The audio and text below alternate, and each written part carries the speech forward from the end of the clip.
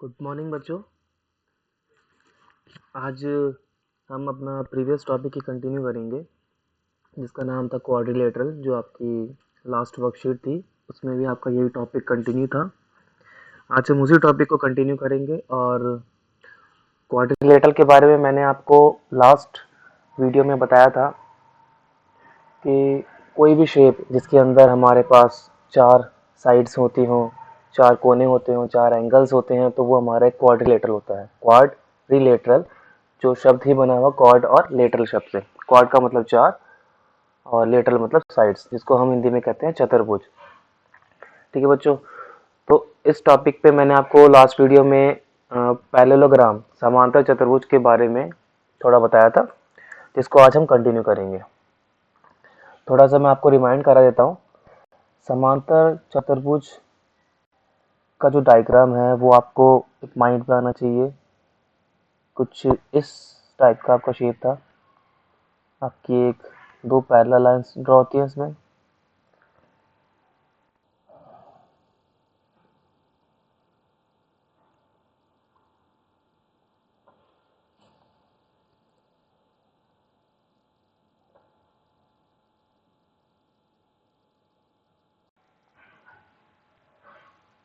ठीक है बच्चों, ये आपका एक समांतर चतुर्भुज का डायग्राम है जिसको हम थोड़ा लेबल कर देते हैं। इसको A B C and D. ठीक है, समांतर चतुर्भुज में हमारे पास जो डायग्राम आता है वो कुछ इस शेप का आता है, जिसके अंदर हम देख के बता सकते हैं कि हमारे पास कुछ साइड्स ऐसी हैं जो आपस में इक्वल हैं और पैरेलल भी हैं। तो मैंने आपको पिछले वीडियो में भी बताया था कि समांतर चतुर्भुज में क्या होता है कि एक पेयर अपोजिट साइड्स जो होती हैं वो इक्वल होती हैं और पैरेलल होती हैं। इसका मतलब है कि यहाँ हम कह सकते हैं कि ए बी एक साइड है, ठीक है, जिसकी लेंथ इक्वल होगी किसके, डी सी के। ठीक है बच्चों, और ए बी जो लाइन है वो पैरेलल होगी डी सी के। मतलब ये समांतर आगे आगे चलेंगे, कहीं पर आगे जाके मिलेंगे नहीं कभी भी। सेकेंड थिंग इज जो एडी लाइन है, एडी लाइन की बात करूं तो एडी लाइन जो है वो पैरेलल होगी बीसी के, एंड एडी लाइन जो है वो इक्वल भी होगी बीसी के। तो हमारे पास यहाँ जो कंक्लूजन आपके पास आता है वो कुछ इस टाइप का आता है। सबसे पहला कि आपके पास दो साइड्स होंगी ए बी, जो है वो इक्वल टू डी सी के होंगी, comma A B parallel to D C. ठीक है बच्चों, तो यहाँ हमने कंक्लूजन क्या निकाला कि ए बी की जो लेंथ है वो डी सी के बराबर होगा और ए बी की जो लेंथ, ए बी जो साइड है वो डी सी के पैरेलल होगा। ठीक है, सेकंड हमने जो निकाला वो ये कि ए डी जो है वो बराबर है बी सी के, comma A D parallel to B C. ठीक है, सेकंड कंक्लूजन हमने क्या निकाला कि ए डी की जो लेंथ है वो इक्वल होगी, बराबर होगी बी सी के, और ए डी की जो साइड है वो बी सी के पैरेलल होगी। मतलब ये एक साथ साथ समांतर में चलेंगे, कहीं पर भी आगे जाके मिलेंगे नहीं। ये समांतर चतुर्भुज की पैरेललोग्राम की प्रॉपर्टी है जो हम इसमें हमेशा यूज करते हैं। ठीक है, इसके अंदर जो मेन चीज है वो आता है इसका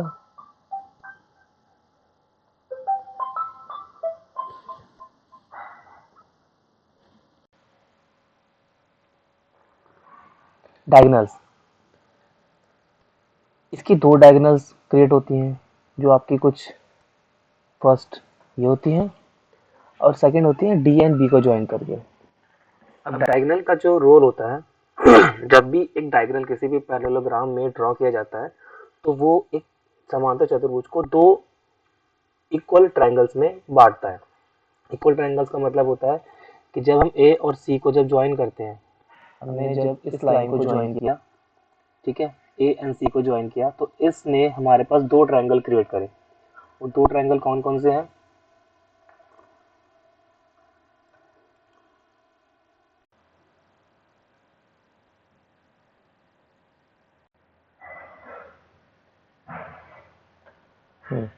ट्रायंगल एडीसी एंड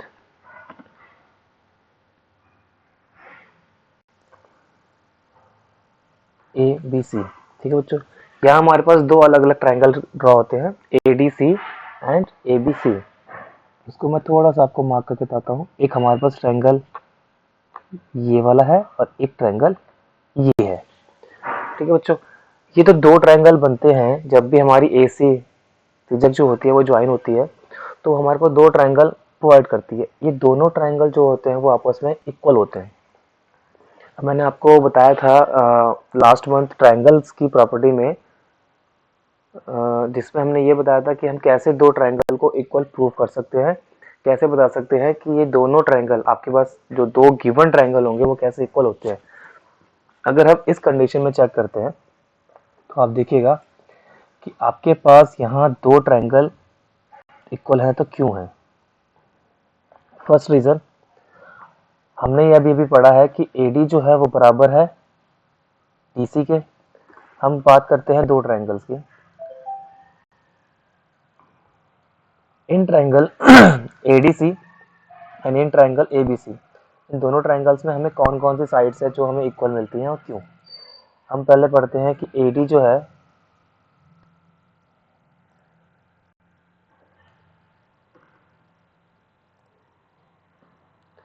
AD जो है ये वाली लाइन, हम कहेंगे कि एक ट्रायंगल ADC जो ट्रायंगल है, इस ट्रायंगल की ये साइड AD ये बराबर किसके है? दूसरे ट्रायंगल ABC के BC साइड के। क्यों है? क्योंकि हमने अभी पढ़ा है कि पैरेललोग्राम में, समांतर चतुर्भुज में, ये दोनों साइड आपस में इक्वल होती है। अभी हमने यहाँ पर पढ़ा था इन जगह पर। ठीक है बच्चों, सेकेंड थिंग हमने ये पढ़ा कि AB जो है वो बराबर है DC के। तो हम ये कह सकते हैं कि AB जो साइड है एंड ऑफ ट्रायंगल ABC की and DC side of triangle ADC की, ये दोनों आपस में इक्वल है। अभी हमने पढ़ा है समांतर चतुर्भुज में जो अपोजिट साइड्स होते हैं वो इक्वल होते हैं और पैरेलल होते हैं। ठीक है, तो third thing is side AC बराबर टू AC, जिसको हम मेंशन कर सकते हैं कॉमन साइड। ठीक है, कॉमन साइड का मतलब हो गया कि ये एक ऐसी साइड है जिसके ऊपर दोनों ट्रायंगल ने अपनी फॉर्मेशन क्रिएट करी है। इसका मतलब है कि इसकी जो लेंथ है वो, मैं अगर बात करूँ ट्रायंगल ADC के लिए या ट्रायंगल ABC के लिए, वो दोनों के लिए कॉमन है, एक ही लेंथ की है, इसीलिए हम इसको इक्वल कहेंगे। और third thing is then we can say that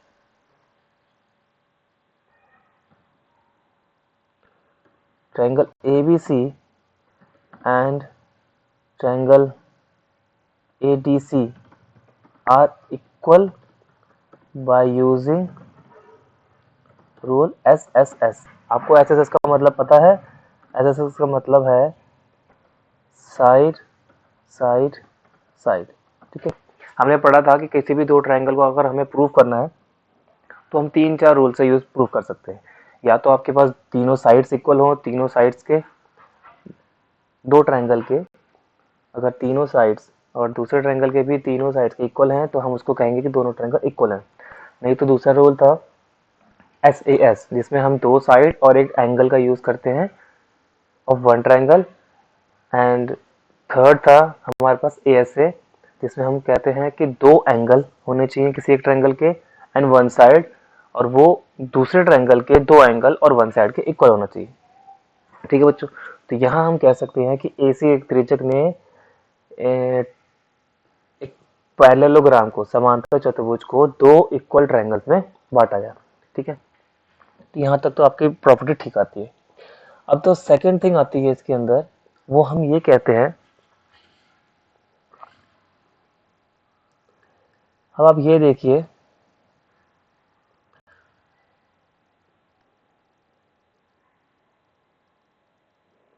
आपकी वर्कशीट में हमें मेंशन था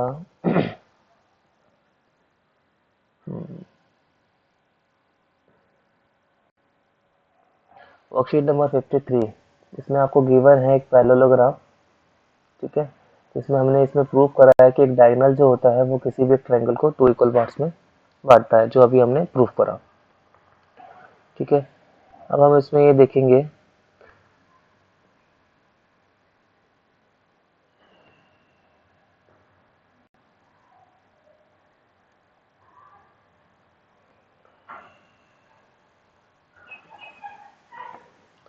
यहाँ पर हम इन एंगल्स को नेम देते हैं, नंबरिंग देते हैं।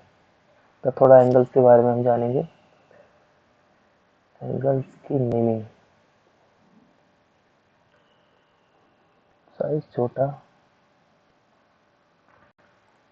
यहाँ मैं इसको मेंशन कर देता हूँ 1, इसको सब क्लियर नहीं आएगा इसमें।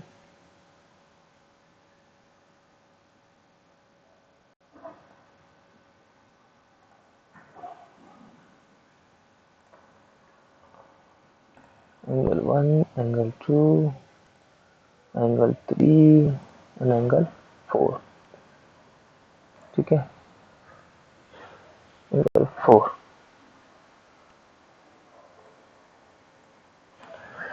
ठीक है बच्चों।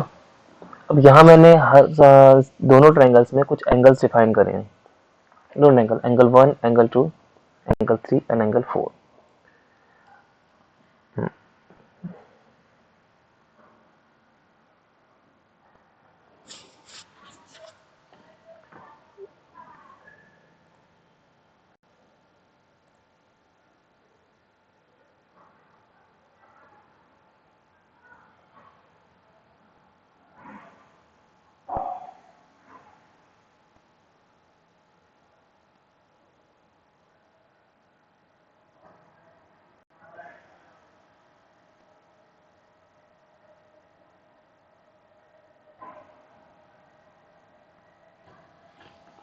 अब हम बच्चों जो अगला टॉपिक इसके अंदर कवर करेंगे वो अपोजिट एंगल्स के बारे में पढ़ेंगे, कि जब हमारे पास कोई दो साइड इक्वल्स होती है तो इक्वल होने के बाद जो उनकी अपोजिट्स एंगल्स होते हैं वो भी आपस में इक्वल होते हैं, ठीक है। अब वो कैसे होते हैं वो मैं आपको बताता हूँ।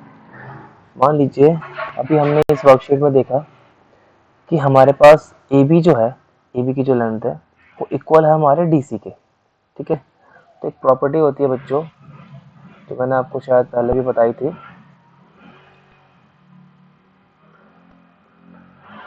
प्रॉपर्टी में आपका है मेंशन कि अपोजिट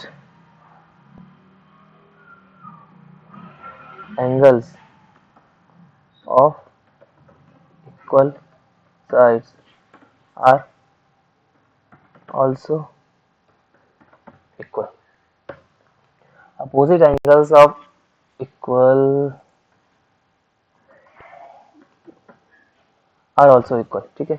इसका मतलब होता है कि आपके पास अगर दो साइड्स गिवन है जो आपस में इक्वल है तो उनके कॉरस्पॉन्डिंग जो एंगल्स होंगे, अपोजिट एंगल होंगे, वो भी आपस में इक्वल होंगे। तो इस केस में हम ये कह सकते हैं कि आप देखिए ए बी जो साइड है इसकी जो अपोजिट एंगल है, जो कॉरस्पॉन्डिंग फ्रंट में जो सामने वाली एंगल होती है वो सामने वाली एंगल है एंगल 4, ठीक है। एंड डी सी जो साइड है इसके सामने वाले जो एंगल है वो एंगल आता है एंगल 1, ठीक है बच्चों। तो हम यहाँ ये कह सकते हैं कि जो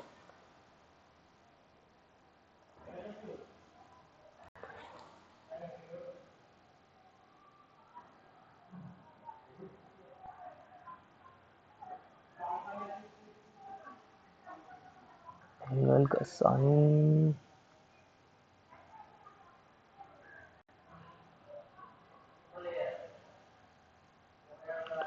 हाँ, हम ये कह सकते हैं कि एंगल 1 जो है वो इक्वल है एंगल 4 के, ठीक है।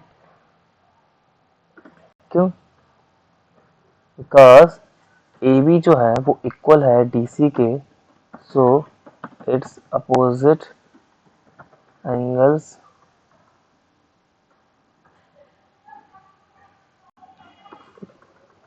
यही मेंशन करते हैं सर। ठीक है बच्चों, एंगल 1 इक्वल टू एंगल 4, और क्यों? क्योंकि एंगल 1 जो है उसके सामने वाली जो साइड है वो कौन सी साइड है? डीसी। एंड एंगल 4 जो है उसके सामने वाली साइड कौन सी है? एबी है। अब एबी और डीसी हमने पहले प्रूव कर दिया कि ये दोनों आपस में इक्वल है। ठीक है, सेम थिंग हम क्या कहेंगे कि एंगल 2 इक्वल है आपके एंगल 3 के। ठीक है, क्यों? क्योंकि एंगल 3 के जो सामने वाली साइड है वो आपकी है एडी, और वो इक्वल है आपकी एंगल 2 के सामने वाली साइड कौन सी है? बीसी। ठीक है, तो इसका मतलब ये हो गया कि angle 2 is equal to angle 3। हम ये कह सकते हैं एंगल 2 इसके सामने वाली साइड कौन सी है? बीसी, एंड एंगल 3 इसके सामने वाली साइड कौन सी है? एडी। ठीक है, तो angle 2 is equal to angle 3। ठीक है बच्चों, तो ये आपकी एक प्रॉपर्टी और आती है जिसमें हम ये क्लियर कर सकते हैं कि कौन से एंगल्स आप इक्वल कैसे प्रूव कर सकते हो जब आपके पास दो गिवन साइड्स हो और वो दो गिवन साइड्स आपकी इक्वल हो। ठीक है बच्चों, अब आपके पास वर्कशीट में एक क्वेश्चन आपको दिया हुआ है जिसमें आपसे एक डायग्राम पूछा गया था। चलो इस डायग्राम को मैं ड्रॉ करता हूँ, इसको हम क्लियर करते हैं। इसको आप थोड़ा नोट कर लीजिएगा, थोड़ा आइडिया ले लीजिएगा इसमें से, और कोई डाउट हो तो मुझसे पूछिएगा। मैं इसको क्लियर कर रहा हूँ फिलहाल। हाँ, यहाँ से इसको डिलीट डिलीट। आपके से जो पूछा गया क्वेश्चन था वो ये था कि आपके पास एक डायग्राम दिया हुआ है क्वाड्री समांतर का। ठीक है, कुछ ऐसा था आपका ये डायग्राम।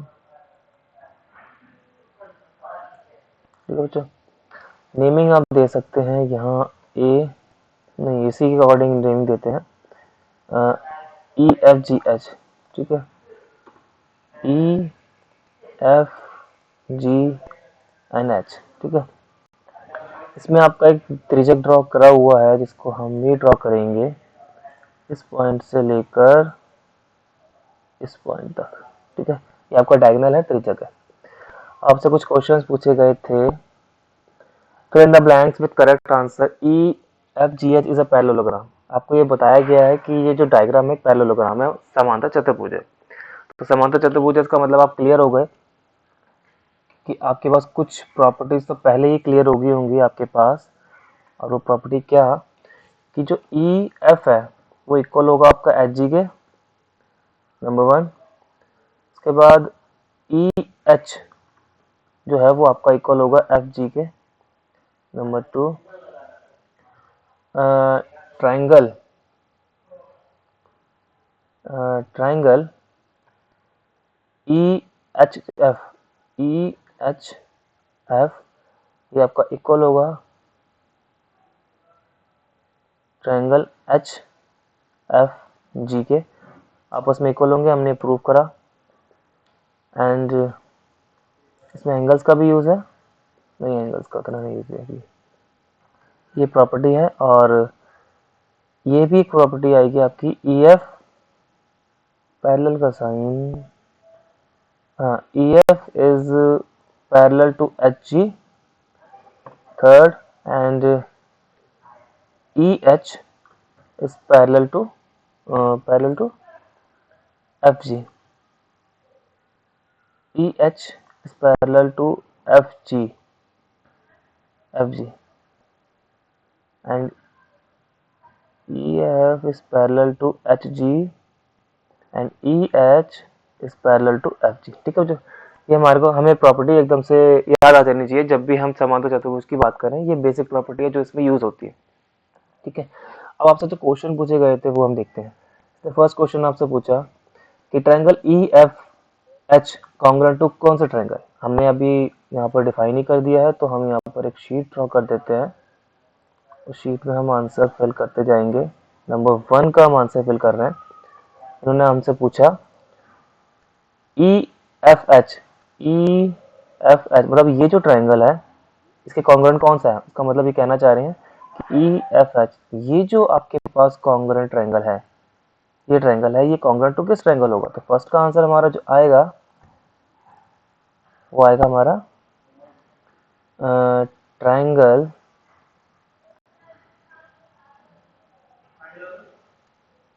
वेट, इसमें हमारा आएगा triangle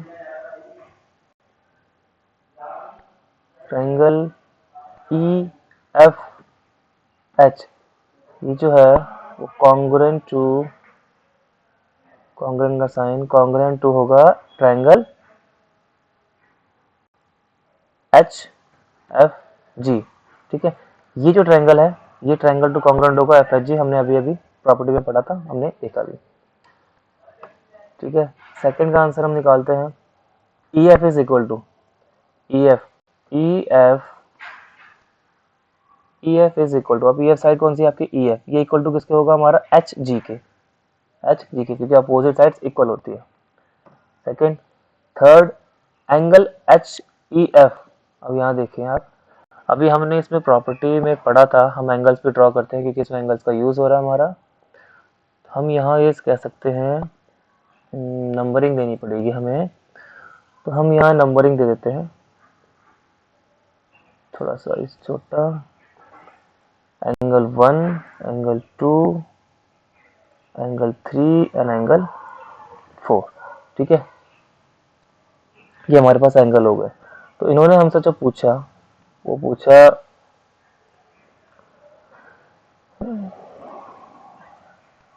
H E F, H E F, H E F.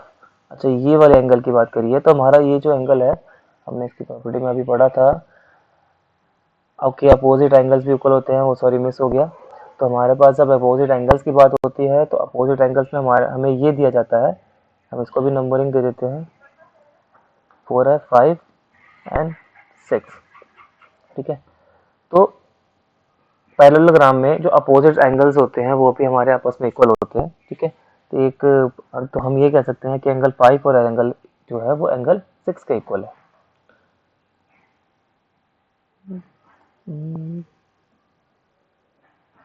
5 is equal to angle 6 and function के साथ हम ये कह सकते हैं कि triangle, sorry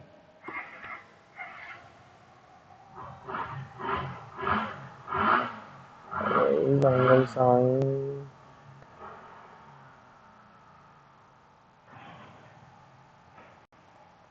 angle H E F.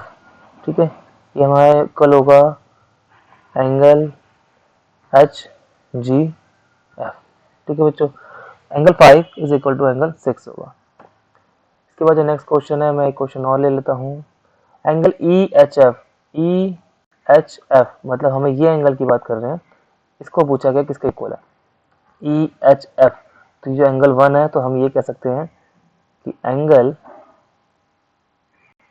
E H F is equal to, हमने अभी प्रूव किया था कि एंगल 1 जो होगा वो एंगल 4 के इक्वल होगा। ठीक है, तो ये इक्वल होगा हमारा जी एफ एच के, तो ये हमारा इक्वल होगा एंगल जी एफ एच के। ठीक है, ये हम ये भी कह सकते हैं कि angle 1 is equal to angle 4। ठीक है बच्चों, तो आपके पास एक प्रॉपर्टी मैं यहाँ पर इसमें और ऐड कर रहा हूँ,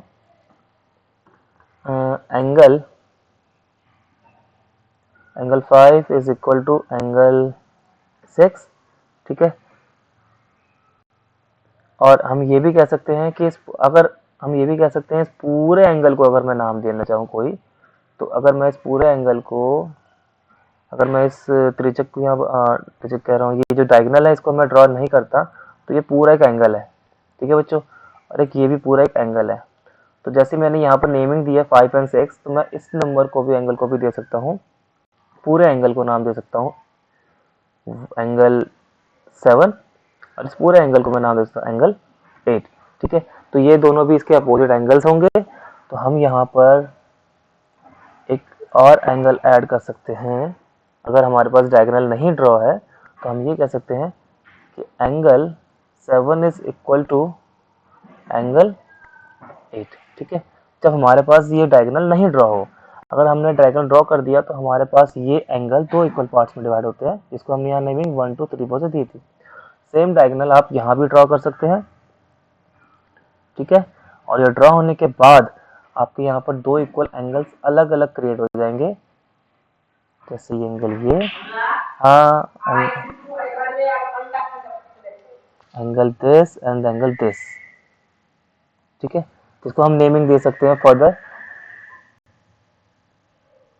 फर्दर नेमिंग के लिए, जैसे मैं इसको नंबर दे सकता हूँ एंगल 9, एंगल 10, ठीक है। तो इस तरह से हम एक पैरेललोग्राम में समांतर चतुर्भुज में दो डायगोनल का यूज कर सकते हैं, और वो डायगोनल जो होते हैं वो किसी भी एक एंगल पर जब साइड्स पे जाते हैं तो वो उस एंगल को दो इक्वल पार्ट्स में डिवाइड करते हैं, ठीक है। तो मुझे इस पैरेललोग्राम में आपने अपोजिट साइड्स इक्वल और पैरेलल के बारे में पढ़ा। अपोजिट एंगल्स आर इक्वल्स होते हैं इसके, दो डायगोनल्स होते हैं इसके, अपोजिट साइड्स जो होती हैं वो एक दूसरे के समांतर चलती हैं लेकिन कई बार आगे जाकर नहीं मिलती हैं। इसमें जो एंगल्स होते हैं वो आपको ध्यान रखना है कि कौन सा एंगल किसके इक्वल होता है। जब भी कोई डायगोनल ड्रॉ होता है किसी भी एक पैरेललोग्राम में समांतर चतुर्भुज में, तो वो उस समांतर चतुर्भुज को दो इक्वल ट्रायंगल्स में बांटता है, ठीक है ना। अब जो दो इक्वल एंगल्स होते हैं, उन ट्रायंगल्स होते हैं, वो दोनों ट्रायंगल आपस में इक्वल्स होते हैं, ठीक है। तो ये सारी प्रॉपर्टी आपको याद करनी है पैरेललोग्राम समांतर चतुर्भुज के बारे में। इसके अलावा आपको इस टॉपिक में अगर आपको कुछ वीडियो को देखने के बाद कोई डाउट अगर आपके पास आता है तो मुझे आप व्हाट्सएप ग्रुप पे या मैसेज करके या कॉल करके भी आप मुझसे पूछ सकते हैं, ठीक है बच्चों। Thank you.